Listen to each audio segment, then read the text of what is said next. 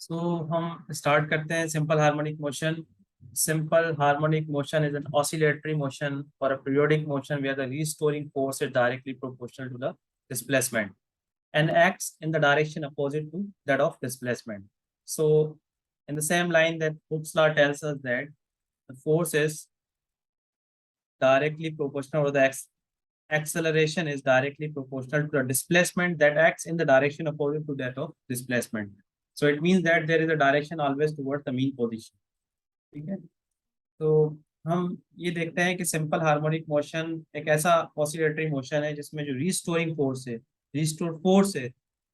Potential energy की वजह से जो फोर्स है, restoring force which always directly proportional to the displacement and acts in the direction opposite to that of displacement.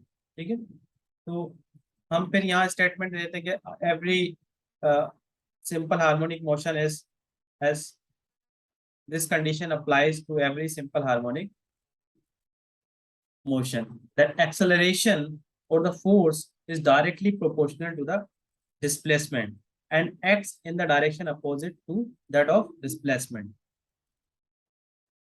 तो यहाँ से हमें कुछ और बातें भी मिलती हैं कि हम फिर इसको हुक्स लॉ को फर्दर सिंप्लीफाई करते हैं इस इक्वेशन को, और यहाँ पर एक कांस्टेंट इंट्रोड्यूस कराते हैं जिसे हम स्प्रिंग कांस्टेंट कहते हैं. That constant depends on the material of the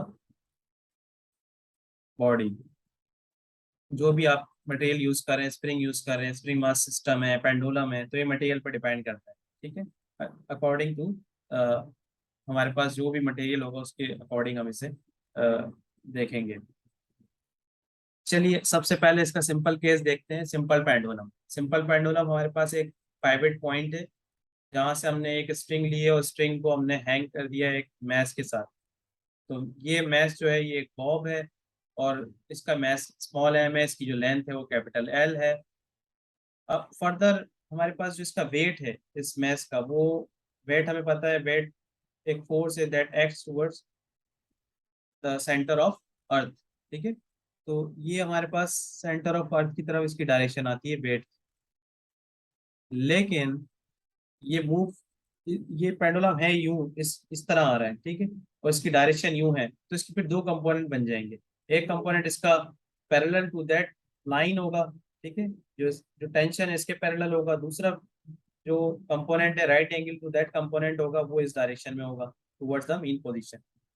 और हमें बात सिंपल हार्मोनिक मोशन से मालूम है कि जो एक्सेलरेशन है, जो फोर्स है, वो डायरेक्टली प्रोपोर्शनल है डिस्प्लेसमेंट के. जितना आप इसे डिस्प्लेस करते हैं इस मीन पोजीशन से, जितना आप इसे दूर लेके जाते हैं, ये इसका डिस्प्लेसमेंट है. ठीक है. इसे आप एस भी कह सकते हैं, एक्स भी कह सकते हैं. ठीक है. जितना आप इसे दूर लेके जाते हैं, लेकिन हमेशा नेगेटिव होगा. क्यों नेगेटिव होगा? क्योंकि इसकी डायरेक्शन जो है वो टुवर्ड्स मीन पोजीशन है. ठीक है. तो एम जी हमारे पास एक फोर्स आ गई और दूसरी फोर्स हमारे पास एम जी, ये वाला एंगल है क्योंकि ये एंगल एक बना रहा है इसके साथ. तो एंगल के साथ वाली जो साइड है हमारे सामने वो एम जी कॉस थीटा होगी, और जो अपोजिट वाली साइड है ये वाली जो कि इधर आनी चाहिए वो एम जी, इसे मैं एम जी कह देता हूँ. ये वाली साइड पर एम जी साइन थीटा हो गई, अपोजिट साइड ये एम जी कॉस थीटा हो गई. यहाँ भी हम देख लेते हैं कि हमारे पास ये एक एंगल बन रहा है और ये एम जी है और ये एम जी कॉस थीटा है, ये एम जी साइन थीटा है.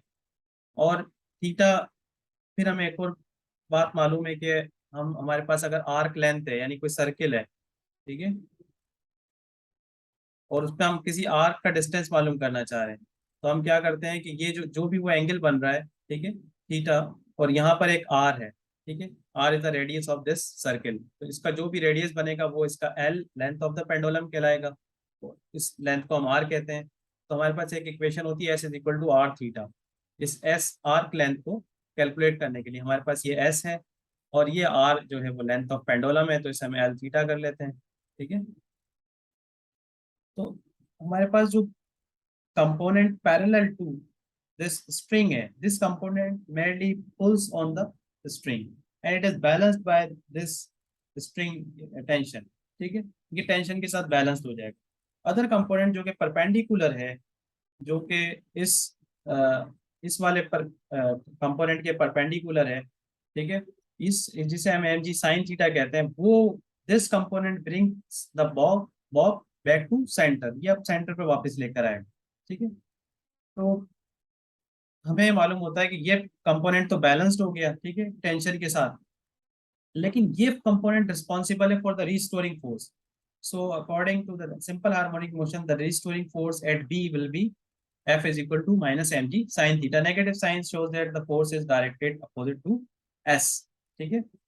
अ, या हम ये कह सकते हैं कि जो फोर्स है, जो नेगेटिव डायरेक्शन है, वो हमें बताती है फोर्स जो है वो डायरेक्टेड है, यानी जो जो डिस्प्लेसमेंट है उसकी जो डायरेक्शन है टुवर्ड्स मीन पोजीशन है. ठीक है. और जो दूसरा कंपोनेंट है mg cos theta, that balance the tension of the string. तो फर्दर मैं फिर इसको कहता हूँ कि मैं एक कंडीशन लगा लेता हूँ, theta is so small. The theta is so small when we Taylor expansion of the sine theta is equal to sine theta. ठीक है. यानी थीटा, अगर साइन थीटा जो हम लेंगे, अगर थीटा बहुत ज्यादा स्मॉल होगा तो साइन थीटा और थीटा हमेशा बराबर ही होंगे. ठीक है. तो ये एम जी साइन, ये जो इक्वेशन हमारे पास ए थी, ये हमारे पास अब क्या बन गई है, ये इक्वेशन एम जी थीटा बन गई है. और जो फोर्स होती है वो हमें मालूम है हमेशा एम, यानी मास ऑफ द ऑब्जेक्ट, ठीक है, यानी बॉब, और एक्सेलरेशन ऑफ दिस बॉब, इसके इक्वेट होती है. तो एम ए आ जाएगा और एम ए आ जाएगा, एम एम एम कैंसिल हो जाएगा. ठीक है. ये एम और ये वाला एम कैंसिल हो जाएगा. यहाँ बचेगा A is equal to minus G theta. Theta जो है वो अगेन हमें मालूम है कि आर्क लेंथ वाले एक्सप्रेशन से कैलकुलेट किया जा सकता है. तो आर्क लेंथ क्या है, S is equal to L theta, और थीटा जो है वो एस ओवर एल है. थीटा को हमने एस ओवर एल ले लिया है, और जी हमारे पास यहाँ इक्वेशन से आता है. अब ये एक्स एस जो है ये हमारे पेंडुलम में एक आर्क लेंथ है, जिस यानी एस, ये एस है. ठीक है. तो अगर ये एस है तो इसका मतलब है एक्सेलरेशन जो है वो इस पोजीशन के, इस डिस्प्लेसमेंट के डायरेक्टली प्रोपोर्शनल है. ठीक है. माइनस एस कह लें या माइनस एक्स कह लें, ठीक है, इट डजेंट मैटर. ठीक है. It's a matter of choice of convention. So acceleration is equal to minus g over l x s. और जी ओवर एल को हम कह देते हैं ये कोई कांस्टेंट है, क्योंकि जी भी एक कांस्टेंट है और लेंथ भी पेंडुलम की हमने कोई कांस्टेंट ही ली है. ठीक है. बार बार हम चेंज नहीं कर रहे थे. तो ये के हो जाएगा. तो s is equal, a is equal to minus का के एस. यहाँ से हमें मालूम होता है कि ए जो है वो डायरेक्टली प्रोपोर्शनल होता है माइनस एक्स के, या माइनस एस कह लें आपकी, आपने जो यूज किया, एस यूज किया इंस्टेड ऑफ एक्स. तो हम दोनों बातें ये ठीक है. तो यहाँ से हमें पता चला ये एक सिंपल हार्मोनिक मोशन है. ये कंडीशन हमने प्रूव कर ली. के जो है वो जी ओवर एल होता है. ठीक है. अच्छा, फिर मैं एक और बात करूंगा कि मैं हुक्स लॉ की तरफ जाऊंगा. हुक्स लॉ में क्या कहता है, जो रिस्टोरिंग फोर्स है directly proportional to the displacement है. ठीक है. वहां से हमें ये बात मालूम होती है F is equal to minus k x है. यहाँ से हमने क्या काम करना है, यहाँ से हमने एक्सेलरेशन के लिए एक इक्वेशन बनानी, जो कि हम जिसकी मदद से हम इस जी ओवर एल को इक्वेट करके हम यहाँ से ओमेगा निकालें. ठीक है. एंगुलर फ्रीक्वेंसी निकालेंगे. तो F is equal to minus k x होता है, m a is equal to minus k x होता है. एम से एम जो है वो नीचे आ जाएगा, तो a is equal to minus k over m x हो जाएगा. तो again a is directly proportional to minus x. तो यहाँ एक्सेलरेशन की हमारे पास डेफिनेशन भी है. The acceleration at any instant of a body executing simple harmonic motion is proportional to the displacement and always directed towards its mean position. ठीक है. Other way to look into this is कि acceleration हमारे पास eight any instant of a body, यानी किसी भी point पर हम acceleration लेना चाह रहे हैं सिंपल हार्मोनिक मोशन में, वो हमेशा डायरेक्टली प्रोपोर्शनल होगी डिस्प्लेसमेंट के, और always directed towards its mean position होगी. ठीक है. अच्छा, फिर यहाँ से हम कहते हैं कि हाँ जी चलिए, हमारे पास जो एक्स है वो x not sine omega T है. ठीक है. और अगर मैं वेलोसिटी लूँ तो इसका मुझे विद रिस्पेक्ट टू टाइम यानी टी से डिवाइड कर दें आप, तो इसका डेरिवेटिव ले लेंगे, इसका डेरिवेटिव ले लेंगे तो x not omega cos omega T हो जाएगा. फिर अगेन इसका डेरिवेटिव ले लेंगे तो हमारे पास माइनस का ओमेगा स्क्वायर आ जाएगा. यहाँ से ओमेगा निकल के आएगा. एक्स नॉट हमारे पास ऐसे ही रहेगा. X not sine omega T हमारे पास दोबारा एक सिंबल बन जाएगा, और ये हमारे पास बराबर है एक्स के. ठीक है. तो यहाँ से हमारे पास एक इक्वेशन आ गई कि एक्सेलरेशन जो होती है वो हम सिंपल हार्मोनिक मोशन में हमेशा देखते हैं, वो इज इक्वल टू माइनस का ओमेगा स्क्वायर एक्स के बराबर होती है. और हमारे पास जो इक्वेशन आ रही है वो इज इक्वल टू माइनस का के एस आ रही है। एस और एक्स तो चले हम रिप्लेस कर सकते हैं, एक्स ले लें, यहाँ पे एस ले लें, लेकिन जो के है ये बराबर है ओमेगा स्क्वायर के, ठीक है। तो यहाँ से हम क्या करेंगे, के को ओमेगा स्क्वायर के बराबर ले लेंगे, तो के बराबर है हमारे पास जी ओवर एल के, और ओमेगा बराबर है, यानी ओमेगा स्क्वायर हमारे पास बराबर हो जाएगा जी ओवर एल। उसका आप रेडिकल ले लें तो हमारे पास आ जाएगा omega is equal to radical g over l. और हमें ये बात मालूम है कि टाइम पीरियड जो होता है वो होता है T is equal to 2 pi over omega, ठीक है, इन 2 पाई सर्किल और divide by the it its angular frequency, ठीक है। चूंकि ये फार्मूला कैसे आया, एक फार्मूला बड़ा आसान है कि ओमेगा हमारे पास होता है 2 पाई एफ, ठीक है, फ्रीक्वेंसी। तो एफ होता है 2 पाई ओवर टी, और ये ओमेगा है, तो अगर आपको ओमेगा टी चाहिए तो 2 पाई ओवर ओमेगा कर लेंगे, ठीक है। ये हमारे पास इक्वेशन है जो इसकी यहाँ से निकल के आती है, ठीक है। अच्छा, अब टी जो है वो 2 पाई ओवर ओमेगा है, अगर ओवर ओमेगा हम लेंगे तो हमारे पास ये जो एक्सप्रेशन है वो किस तरह बन जाएगी कि ओमेगा नीचे आ जाएगा, ओमेगा जब नीचे आ जाएगा तो 2 पाई ओवर ओमेगा है, ठीक है। तो मैं इसको यहाँ से ऐसे डिवाइड लगा देता हूँ, और ये जो है एल ओवर जी हो जाएगा, ठीक है।